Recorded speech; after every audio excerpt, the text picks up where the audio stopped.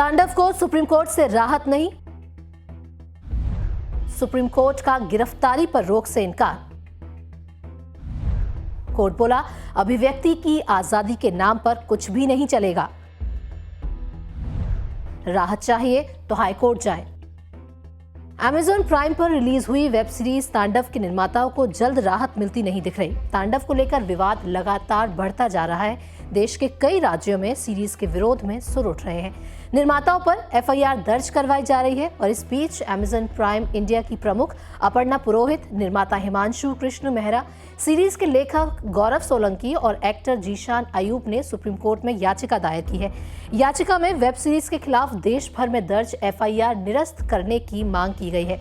Web series तांडव के निर्माताओं और अभिनेता जीशान अयूब की याचिका पर 27 जनवरी को कोर्ट में सुनवाई हुई। सुनवाई के दौरान सुप्रीम कोर्ट ने निर्माताओं को अग्रिम जमानत देने और उनके खिलाफ दायर एफआईआर को रद्द करने से इनकार करते हुए कहा कि इस राहत के लिए आप उच्च न्यायालय जाएं, इस मामले पर वही फैसला होगा।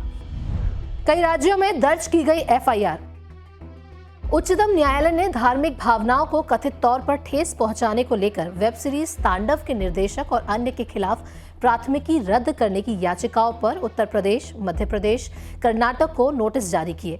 बता दें कि तांडव के निर्माताओं और कलाकारों के खिलाफ उत्तर प्रदेश, मध्य प्रदेश, महाराष्ट्र और कर्नाटक आदि राज्यों में एफआईआर दर्ज कराई गई है। उधर वरिष्ठ अधिवक्ता मुकुल रोहतगी ने सर्वोच्च अदालत के सामने अपनी दलील रखते हुए कहा कि मैं भी इस मामले में हूं। अनुच्छेद 19A के लिए सीधे सुप्रीम कोर्ट आया जा सकता है, ये तय कानूनी स्थिति है।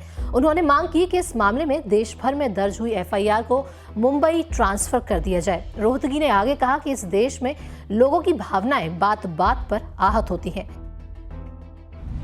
अभिव्यक्ति की स्वतंत्रता असीमित नहीं। सुनवाई के दौरान अभिनेता जीशान अयूब बोले, मैं एक अभिनेता हूं, मुझसे भूमिका निभाने के लिए संपर्क हुआ था। इस पर पीठ ने कहा, आपकी अभिव्यक्ति की स्वतंत्रता असीमित नहीं है। आप ऐसा किरदार नहीं निभा सकते हैं जो एक समुदाय की भावनाओं को आहत करता हो। आपको बता दें कि वेब सीरीज के खिलाफ धार्मिक भावनाओं को आहत करने का और एक धर्म का अपमान करने के लिए आपराधिक मुकदमे दायर किए गए हैं। ये अपराध आईपीसी की धारा 153A और 295 के तहत दंडनीय है। अली अब्बास जफर मांग चुके हैं माफी।